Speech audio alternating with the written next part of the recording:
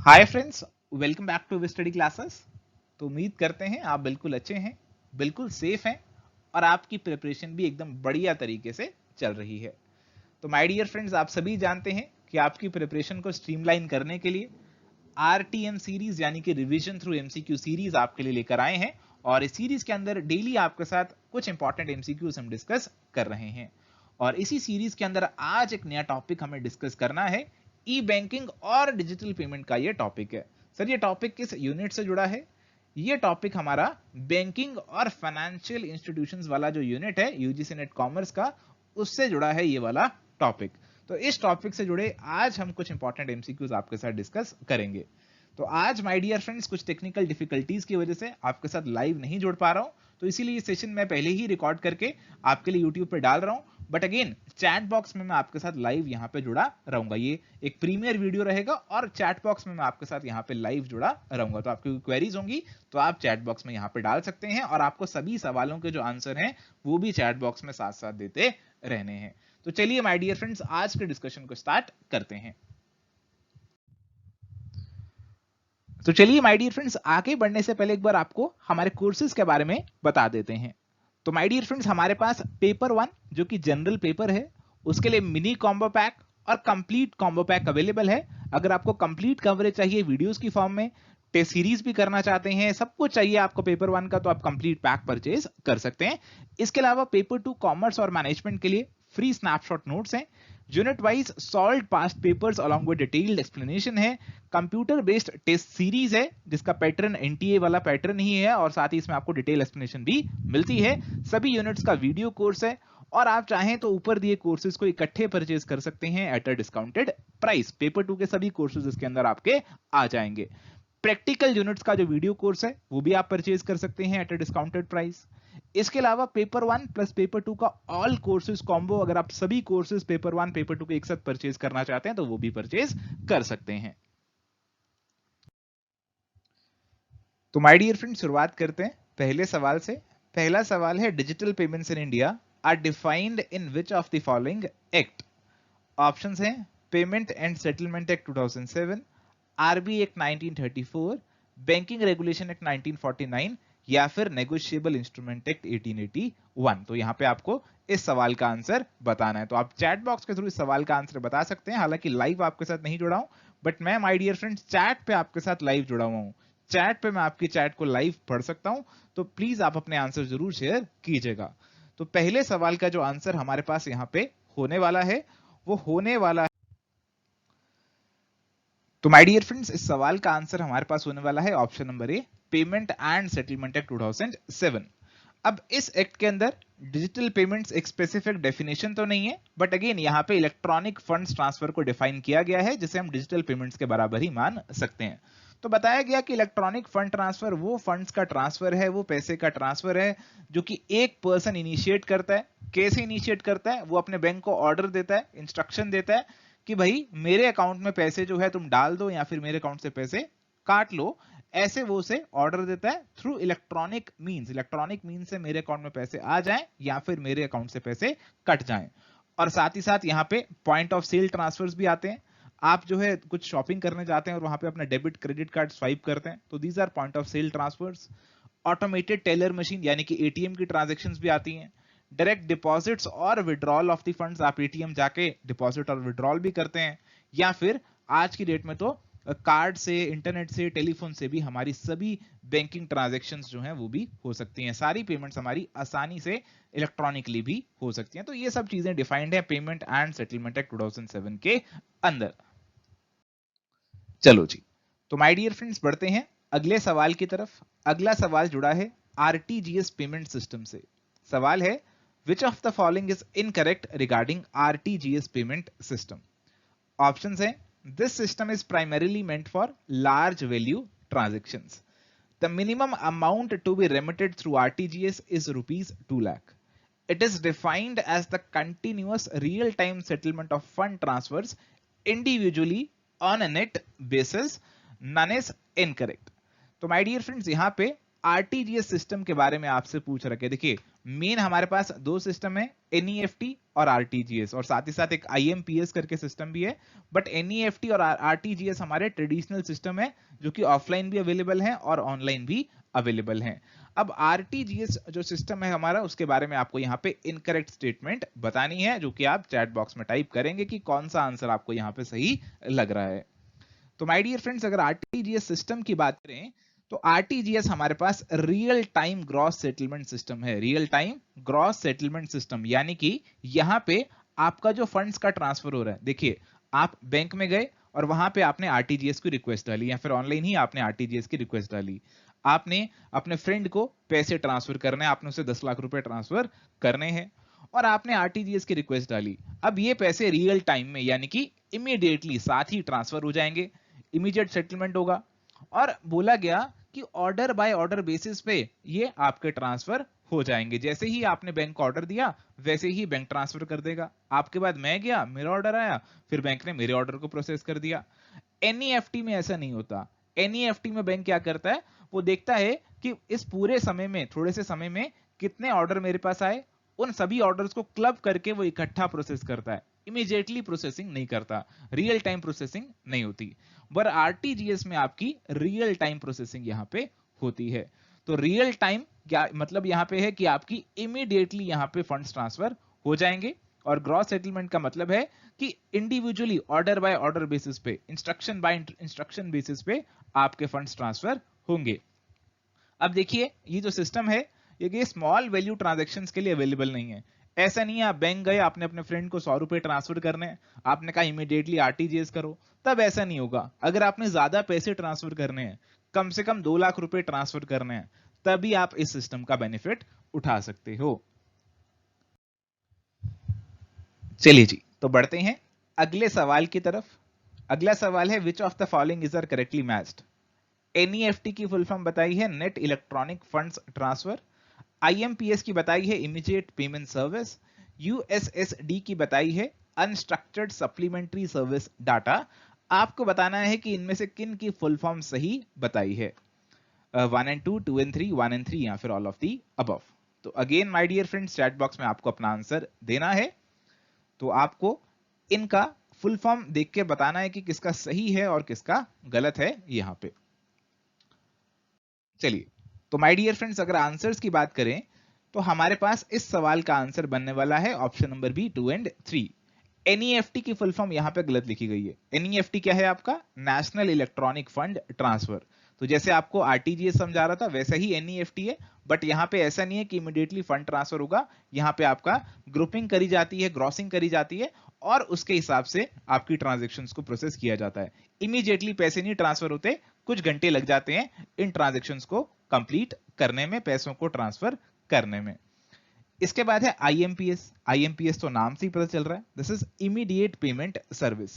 अब आईएमपीएस एक ऐसा सिस्टम है जहां पे आप 24/7 फंड ट्रांसफर कर सकते हैं, इमीडिएटली कर सकते हैं, कोई भी अमाउंट हो, कोई दिक्कत की बात नहीं है। अपने मोबाइल फोन से ऑनलाइन आप कर सकते हैं, इमीडिएटली जितना भी अमाउंट हो उसे ट्रांसफर कर सकते हैं। IMPS is immediate payment service. इसके बाद है यूएसएसडी। यूएसएसडी का मतलब है अनस्ट्रक्चर्ड सप्लीमेंट्री सर्विस डाटा। अब ये एक सिस्टम बनाया हुआ है, ग्लोबल एक सिस्टम है जिसके थ्रू हमारे मोबाइल फोन्स पे, हम मोबाइल फोन्स के थ्रू हम किसी एप्लीकेशन प्रोग्राम के साथ कनेक्ट कर सकते हैं। हमारा मोबाइल फोन जरूरी नहीं है यहाँ पे स्मार्टफोन हो, कोई बेसिक फीचर फोन ही है हमारे पास, जो नोकिया का पुराना फोन होता था वही फोन है हमारे पास, उसको भी हम किसी एप्लीकेशन प्रोग्राम से कनेक्ट कर सकते हैं। अगर ई बैंकिंग के कॉन्टेक्स्ट में बात करूं तो हमारे सिंपल फोन को भी हम हमारे बैंक से कनेक्ट कर सकते हैं। कैसे कनेक्ट कर सकते हैं, हमें एसएमएस भेजना होगा। क्या एसएमएस भेजना होगा, *99# पे हमें अपने जो कमांड सेट की गई हैं वो डालनी होगी, जो मैसेज स्पेसिफाई किया है वो डालना होगा, और उसके अकॉर्डिंग हमें अपना बैलेंस पता चल जाएगा, या फिर हमने कोई और ट्रांजैक्शन करनी है वो भी यहाँ पे कर सकते हैं। तो *99# वाला जो सिस्टम हमने बनाया है, जो कि बेसिक फीचर्स फोन पे भी चल सकता है, वो यूएसएसडी वाले सिस्टम पे बेस्ड है। तो इसीलिए ये सवाल आपसे यहाँ पे पूछा गया। तो उम्मीद करते हैं आपको इन तीनों के बारे में क्लैरिटी हो गई है। चलिए जी, तो बढ़ते हैं आज के चौथे सवाल की तरफ। चौथा सवाल जुड़ा है प्रीपेड इंस्ट्रूमेंट से। Which of the following types of prepaid instruments do not permit cash withdrawal? Closed system, semi closed system और open system. कोड्स हैं 1 only, 1 and 2, 2 and 3 या फिर all permit cash withdrawal. अब सबसे पहले तो आपको यहां पे ये पता होना चाहिए कि प्रीपेड इंस्ट्रूमेंट्स क्या होते हैं. अगर आपको पता है तो आप आंसर मार्क कर सकते हैं, बट अगेन आपको ये भी पता होना चाहिए कि इसके क्या क्या टाइप्स होते हैं. बट प्रीपेड पेमेंट इंस्ट्रूमेंट क्या है? देखिए, आपने पहले ही अपने कार्ड को रिचार्ज करा लिया और फिर आप उसके थ्रू पेमेंट्स करते रहते हैं. आप मॉल में गए, वहां के फूड कोर्ट में गए, तो वहां पे उन्होंने बोला कि आपको कार्ड लेना पड़ेगा. आपने कार्ड लिया. अब उस कार्ड को जब भी आप मॉल में जाते हैं, वहां पे फूड कोर्ट में जाके उसे स्वाइप करते हैं और उसे अपना जो भी आपको फूड लेना होता है, जो भी आपको ड्रिंक लेनी होती है, वो आप ले लेते हैं. तो वो आपके लिए प्रीपेड इंस्ट्रूमेंट हो गया. वैसे ही आपका बैंक आपको एक डेबिट कार्ड देता है, वो भी एक तरीके का प्रीपेड इंस्ट्रूमेंट ही हो गया. आपने अपने वॉलेट में, आपके पास पेटीएम है या फिर मान लीजिए कोई और मोबीक्विक है, कोई भी ऐसा वॉलेट है, उसके अंदर अपने पैसे डाल लिए आपने और उसको आप आगे कहीं भी इस्तेमाल कर सकते हैं. तो again this is a prepaid instrument. तो ये सारे हमारे पास टाइप्स ऑफ प्रीपेड इंस्ट्रूमेंट्स होते हैं. अब इन्हें 3 ब्रॉड कैटेगरीज में बांटा गया है, क्लोज्ड, सेमी क्लोज्ड और ओपन. और उसी से जुड़ा सवाल है कि किसमें कैश विड्रॉल अलाउड नहीं है, ये आपसे पूछा गया है. तो उम्मीद करता हूं आपने अपने आंसर्स यहां पे चैट बॉक्स में दे दिए हैं. तो अगर मैं इस सवाल के आंसर की बात करूं तो माय डियर फ्रेंड्स, इसका आंसर यहां पे बनने वाला है option number B, 1 and 2. 1 and 2 क्या है? यहां पे 1 and 2 है क्लोज सिस्टम और सेमी क्लोज्ड सिस्टम. कहा गया कि क्लोज्ड सिस्टम प्रीपेड इंस्ट्रूमेंट वो हैं जिसके अंदर आप पैसे डाल सकते हैं और उसके बाद उस पैसे को निकाल नहीं सकते. केवल जिस पर्पस के लिए आपने पैसे डाले हैं उसी के लिए उसे खर्च कर सकते हैं. वो मॉल वाला एग्जांपल, जैसे कि हम मॉल में गए, वहां पे फूड कोर्ट के लिए रिचार्ज कराया और वहीं फूड कोर्ट में उसे हम खर्च कर सकते हैं. एक क्लोज्ड सिस्टम पीपीआई ये बन गया. दूसरा है सेमी क्लोज सिस्टम पीपीआई. अब सेमी क्लोज सिस्टम पीपीआई वो है कि आपने अपने इंस्ट्रूमेंट के अंदर, आपने अपने वॉलेट के अंदर, कार्ड के अंदर पैसे तो डाल दिए. अब आप जो है उसे कुछ लिमिटेड फैसिलिटीज पे उसे इस्तेमाल कर सकते हैं. आप कुछ क्लियरली डिफाइंड लोकेशंस हैं, केवल वहीं पे उसका इस्तेमाल कर सकते हैं. इन जनरल उसका कहीं भी इस्तेमाल आप नहीं कर सकते. जैसे मान लीजिए आपने अपने मोबीक्विक वॉलेट के अंदर पैसे डाले.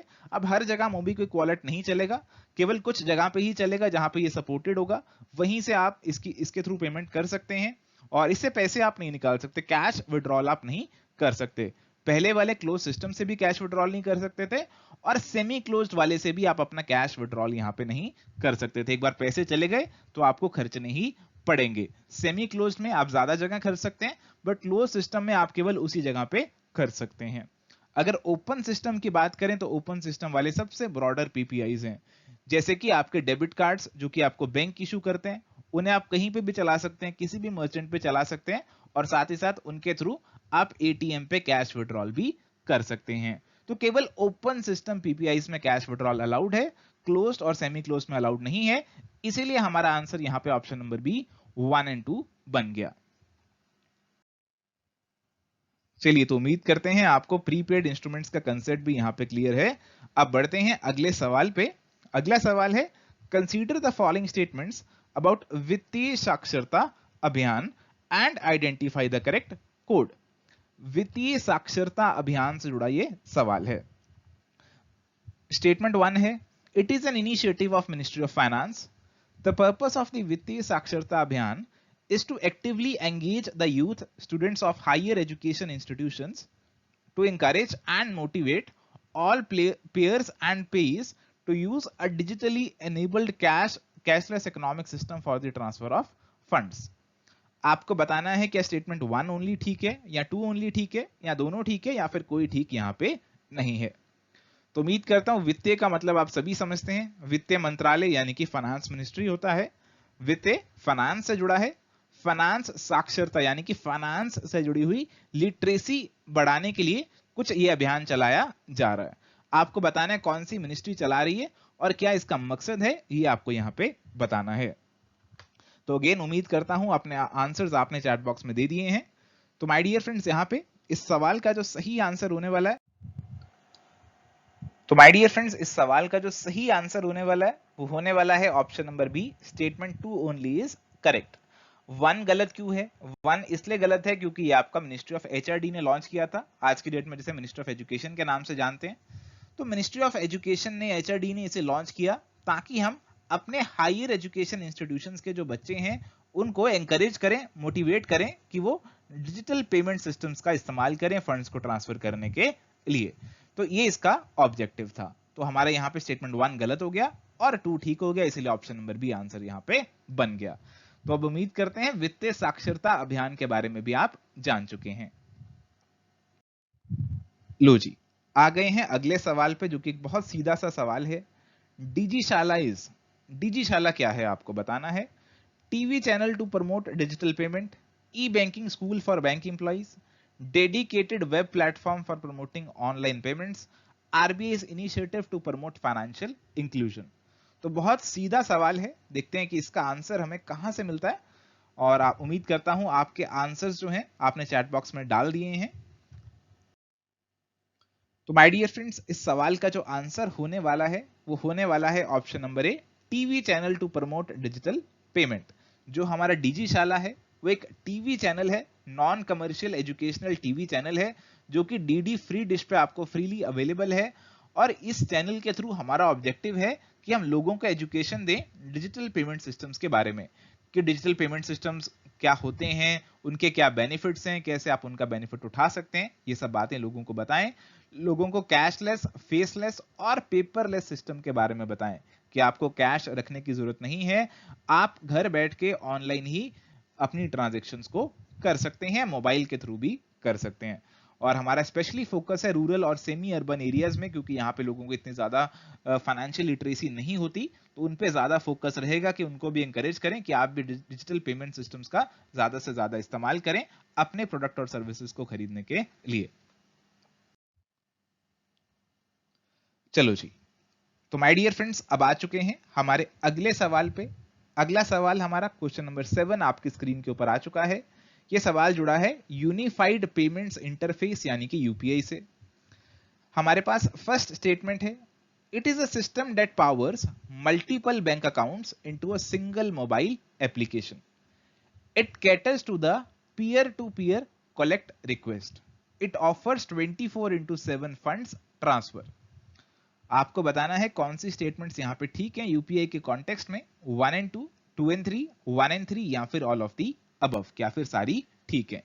तो माय डियर फ्रेंड्स, अगर मैं बात करूं यूपीआई यूनिफाइड पेमेंट इंटरफेस की, उम्मीद करता हूं ऑलमोस्ट आप सभी ने इसका इस्तेमाल कहीं ना कहीं तो किया ही होगा, और इसके बारे में आपको काफी चीजें ऑलरेडी पता भी होंगी, और काफी चांसेस हैं कि आपने इसका आंसर भी सही गेस कर लिया होगा। तो अगर बात करें कि इसका आंसर क्या होने वाला है, तो माय डियर फ्रेंड्स, इसका जो आंसर है वो हमारे पास होने वाला है option number D, all of the above. All of the above कैसे? क्योंकि सारी बातें यूपीआई के बारे में जो लिखी हैं वो यहाँ पे बिल्कुल सही लिखी गई हैं। तो माय डियर फ्रेंड्स, यूपीआई जो है वो एक सिस्टम है जिसके अंदर आपके ढेर सारे बैंक अकाउंट आप एक मोबाइल एप्लीकेशन के थ्रू एक्सेस कर सकते हैं। आप केवल एक बैंक की यूपीआई ऐप डाउनलोड कीजिए और उसके थ्रू आप अपने सभी बैंक अकाउंट्स को भी उसके अंदर मर्ज कर सकते हैं, इंटीग्रेट कर सकते हैं।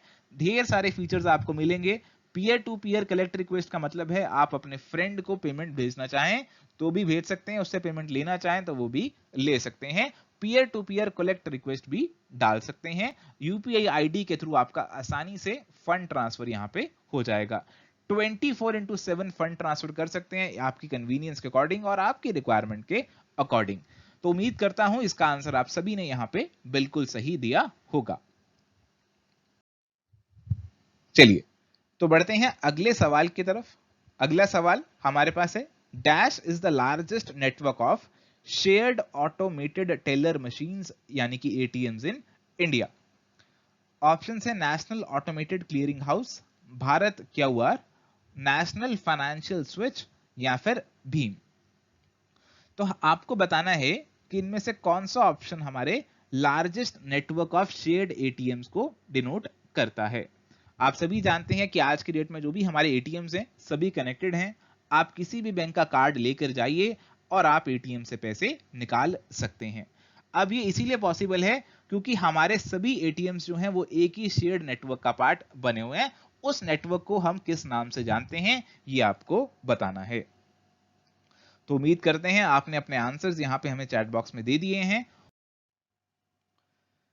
तो यहाँ पे इस सवाल का जो आंसर होने वाला है वो होने वाला है option number C, national financial switch. National financial switch क्या है? National financial switch is the largest network of shared ATMs in India. देखिए हमारे जो एटीएम्स है सभी कनेक्टेड हैं, सभी इसी नेटवर्क का पार्ट बने हुए हैं, जो कि नेशनल फाइनेंशियल स्विच जो है वो चला रहा है, वो इंप्लीमेंट कर रहा है। National financial switch functions as the backbone of the Indian ATM network. हमारे एटीएम नेटवर्क की ये बैकबोन है। इसे डिजाइन और इंप्लीमेंट किया institute for development and research in banking technology IDRBT ने 2004 के अंदर। इनिशियली 2004 में हमारे 3 बैंकों के एटीएम कनेक्ट किए गए थे और धीरे धीरे हमारे सभी बैंकों के एटीएम को यहाँ पे इंटर कनेक्ट कर दिया गया ताकि आसानी से हम अपनी ट्रांजैक्शंस कहीं से भी कर सकें। तो ये भी माय डियर फ्रेंड्स आपको यहाँ पे याद रखना है। चलो तो बढ़ जाते हैं आज के अगले सवाल की तरफ। अगला सवाल आपकी स्क्रीन के ऊपर आ चुका है, क्वेश्चन नंबर 9। देखते हैं कि इसका आंसर आप में से कौन सही से हमें देते हैं। तो सवाल है, dash is a web based platform to facilitate inter bank high volume electronic transactions for banks, financial institutions, corporates and government. Options है national automated clearing house, Bharat QR, national financial switch या फिर भीम। तो माय डियर फ्रेंड्स, जैसे आप और मैं आसानी से ट्रांजैक्शंस कर सकते हैं ऑनलाइन सिस्टम्स के थ्रू, हमारे पास ढेर सारे मैकेनिज्म्स अवेलेबल हैं, यूपीआई अवेलेबल है, एनईएफटी है, आईएमपीएस है, ढेर सारे सिस्टम अवेलेबल हैं। वैसे ही हमारी जो inter bank high volume electronic transactions होती हैं, हमारे बैंक्स ने पैसे ट्रांसफर करने हैं, फाइनेंशियल इंस्टीट्यूशंस ने पैसे ट्रांसफर करने हैं, बड़े बड़े कॉर्पोरेट्स ने करने हैं, या फिर हमारी गवर्नमेंट ने कोई बहुत बड़े लेवल का ट्रांसफर करना है, जैसे उसने सबको सब्सिडी पहुंचानी है, तो उसके लिए भी हमारे पास एक अलग से प्लेटफॉर्म बना है और उस प्लेटफॉर्म का नाम आपसे यहाँ पे पूछा गया है। तो माय डियर फ्रेंड्स, इस सवाल का आंसर उम्मीद करते हैं आपने चैट बॉक्स में डाल दिया है और इस सवाल का जो आंसर होने वाला है वो होने वाला है नेशनल ऑटोमेटेड क्लियरिंग हाउस। तो नेशनल ऑटोमेटेड क्लियरिंग हाउस हमारे पास एक वेब बेस्ड प्लेटफॉर्म है जिसके थ्रू बड़ी बड़ी ट्रांजैक्शंस इलेक्ट्रॉनिकली हमारी हो सकती हैं। हमारे banks, financial institutions, corporates, government जो बहुत बड़ी बड़ी ट्रांजैक्शंस करना चाहते हैं वो इस सिस्टम के थ्रू कर सकते हैं। It basically functions like an electronic clearing service which is available especially for the banks। तो आपने एक बैंक ने किसी और बैंक को पैसे ट्रांसफर करने हैं, कोई फंड ट्रांसफर करना है, तो उसका ट्रांसफर जो है इस क्लियरिंग हाउस के थ्रू हो जाएगा। इस सिस्टम को जो लॉन्च किया था वो हमारे national payment corporation of India NPCI ने किया था और एक बहुत बड़ा यूजफुल सिस्टम है ये बल्क और रेपिटेटिव ट्रांजैक्शंस को क्लियर करने के लिए, जो कि हमारे बैंक्स के बीच में होती हैं। तो हमारे बैंक्स जो हैं उनको एक दूसरे को पैसे ट्रांसफर करने पड़ते हैं, ढेर सारे कारण इसके हो सकते हैं और इन सब के लिए नेशनल ऑटोमेटेड क्लियरिंग हाउस का इस्तेमाल किया जा सकता है आसानी से इन ट्रांजैक्शंस को पूरा करने के लिए। चलिए तो बढ़ते हैं आज के अगले सवाल पे। आखिरी सवाल है आज का, Which of the following transaction types can be performed at micro ATMs? Micro ATMs के अंदर, देखिए ये नॉर्मल एटीएम्स की बात नहीं हो रही है, ये माइक्रो एटीएम्स की बात हो रही है। आपको बताना है कि इन माइक्रो एटीएम्स में आप कौन कौन सी ट्रांजैक्शन कर सकते हैं। Cash deposit, cash withdrawal, balance enquiry, क्या सभी कर सकते हैं, क्या इनमें से केवल कोई दो ही कर सकते हैं, ये आपको बताना है। तो माय डियर फ्रेंड्स, मैं आपको विश्वास दिलाता हूं कि आप सभी ने ये माइक्रो एटीएम्स देखे जरूर होंगे, चाहे ऑनलाइन देखे हों चाहे फिजिकली देखे हों, बट इस सवाल से आप कनेक्ट कर पा रहे हैं या नहीं कर पा रहे ये मुझे नहीं पता, ये आप बताएंगे इस सवाल का आंसर हमें देकर। तो उम्मीद करते हैं आपने अपने आंसर्स जो हैं चैट बॉक्स में डाल दिए हैं। और अगर बात करूं, चलिए तो अगर बात करूं इसके आंसर की, तो इसका आंसर हमारे पास होने वाला है option number D, all of the above. यानी कि ये सभी टाइप्स ऑफ ट्रांजैक्शंस आप माइक्रो एटीएम पे परफॉर्म कर सकते हैं। Cash deposit, cash withdrawal, balance enquiry, आप सभी माइक्रो एटीएम्स के थ्रू यहाँ पे कर सकते हैं। माइक्रो एटीएम्स होते क्या हैं? ये मिनी वर्जन है एटीएम का, जैसा कि आप यहाँ पे इमेज में भी देख सकते हैं। तो ये बेसिकली आपके पीओएस टर्मिनल्स के जैसे होते हैं। इस पे जाके आप अपना कार्ड भी स्वाइप कर सकते हैं। ये बेसिकली बैंकिंग नेटवर्क से कनेक्टेड होते हैं। जैसे मान लीजिए आपका अकाउंट है स्टेट बैंक ऑफ इंडिया में और आप किसी गांव के अंदर रहते हैं और वहां पे मान लीजिए एसबीआई की ब्रांच नहीं है या फिर एसबीआई की कोई फैसिलिटी अवेलेबल नहीं है, तो वहां पे एसबीआई क्या करेगा, एक पर्सन को डेजिग्नेट कर देगा या फिर किसी पर्सन को कह देगा कि वीक में एक दिन आप जाओ उस जगह पे और जो भी लोग ट्रांजेक्शन्स करना चाहते हैं उनको वहां पे वो ट्रांजेक्शन्स करवा दो और उसके लिए आप ये मशीन ले जाओ, आप ये माइक्रो एटीएम ले जाओ, लोग जो है इसके थ्रू अपनी ट्रांजेक्शन्स कर लेंगे। तो ये जो एटीएम होगा आपके बैंक से कनेक्टेड होगा, जीपीआरएस के थ्रू, इंटरनेट के थ्रू कनेक्टेड होगा और लोग जो है इस पे ट्रांजेक्शन्स कर सकते हैं। कैसे कर सकते हैं, कार्ड स्वाइप कर सकते हैं, फिंगरप्रिंट स्कैन कर सकते हैं, उसके थ्रू ट्रांजेक्शन्स कर सकते हैं। और यहाँ पे ये जो मशीन्स हैं ये हमारे बैंकिंग कॉरेस्पॉन्डेंट्स जो मैं आपको बता रहा था, ऐसे कॉरेस्पॉन्डेंट होंगे जो कि जगह जगह जाएंगे और बैंक की सर्विसेज वहां पे देंगे। ये हमारे बैंक के रिप्रेजेंटेटिव्स होते हैं और बैंक इन्हें डेजिग्नेट करते हैं कि आप रूरल एरियाज में या फिर रिमोट एरियाज में जाके बैंकिंग सर्विसेज प्रोवाइड करो। तो ये क्या करेंगे, ये इस माइक्रो एटीएम को लेकर जाएंगे और हमारे जो रूरल एरियाज हैं, रिमोट एरियाज हैं, वहां पे लेकर जाएंगे और वहां के लोगों को डिफरेंट सर्विसेज प्रोवाइड करेंगे। तो वहां के लोग इनके पास आएंगे और अपना बैलेंस इंक्वायरी करना चाहते हैं, कुछ पैसे निकालना चाहते हैं, कुछ पैसे डालना चाहते हैं, तो ये सारी चीजें जो है वो यहाँ से कर सकते हैं। कोई पैसे ट्रांसफर करने हैं वो भी यहाँ से वो कर सकते हैं। अब आप पूछेंगे कि सर इतनी छोटी सी मशीन में क्या पैसे भी डले होते हैं कि कार्ड स्वाइप किया और पैसे निकल आए? नहीं, पैसे इसके अंदर नहीं डले होंगे। पैसे रिप्रेजेंटेटिव्स के पास होंगे और वो रिप्रेजेंटेटिव जो है पैसे जो है या तो कस्टमर को दे देंगे अगर उसने निकलवाने हैं, अगर डिपॉजिट करवाने हैं तो वही कस्टमर से यहाँ पे कलेक्ट कर लेंगे। तो बेसिक ट्रांजेक्शन्स हमारी सभी इन माइक्रो एटीएम्स के थ्रू भी हो जाती हैं। तो बहुत ही इनोवेटिव सा ये सिस्टम है जिसके थ्रू हमारी बैंकिंग सर्विसेज रिमोट एरियाज में भी आसानी से पहुंचाई जा सकती हैं। तो thank you my dear friends, उम्मीद करते हैं कि आज का डिस्कशन आपको पसंद आया। इन एमसीक्यूज के थ्रू आपने कुछ नई चीजें सीखी हैं और अगर आपने कुछ नई चीजें सीखी हैं और आपको आज का डिस्कशन पसंद आया है तो उम्मीद करते हैं आपने इस वीडियो को लाइक भी कर दिया है और साथ ही साथ हमारे चैनल पे नए हैं तो सब्सक्राइब भी कर लिया ताकि आप रेगुलरली हमारे साथ जुड़ सकें ऐसे एमसीक्यूज डिस्कस करने के लिए। और साथ ही साथ माय डियर फ्रेंड्स, आपको हमारी वीडियोस और हमारे चैनल को अपने फ्रेंड्स के साथ भी शेयर करना है क्योंकि नॉलेज जो है वो शेयर करने से बढ़ती है। और माय डियर फ्रेंड्स, अगर आपकी कोई क्वेरी है तो आप हमें मेल कर सकते हैं, साथ ही साथ व्हाट्सएप या फिर कॉल भी कर सकते हैं, नंबर आपको यहाँ पे दिया है। रेगुलर अपडेट्स के लिए फेसबुक और टेलीग्राम जो है वहां पे हमें फॉलो कर सकते हैं। और साथ ही साथ अगर आप हमारे बारे में कुछ और जानना चाहते हैं, हमारे कोर्सेज परचेज करना चाहते हैं तो आप हमारी वेबसाइट भी विजिट कर सकते हैं या फिर हमारी जो ऐप है वो भी गूगल प्ले स्टोर से फ्री ऑफ कॉस्ट डाउनलोड कर सकते हैं। तो thank you my dear friends, bye bye and take care.